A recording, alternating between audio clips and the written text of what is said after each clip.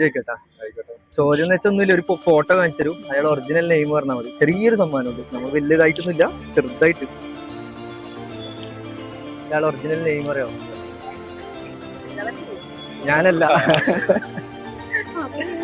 അറിയോ? എന്താ വേണ്ട എനിക്ക്?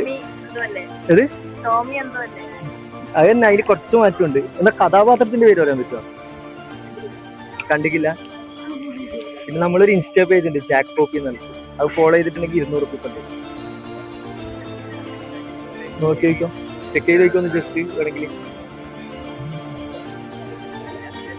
നോക്കിക്കോ, നോക്കുന്നതിനില്ലല്ലോ. ഇവിടെ കലോത്സവത്തിന് പ്രോഗ്രാമിനുണ്ട് നമ്മള് കാണാൻ വേണ്ടിട്ട് വന്നത്. നമ്മളങ്ങനെ വന്നതാണ്. നമ്മൾ തളിപ്പുറം വന്നു.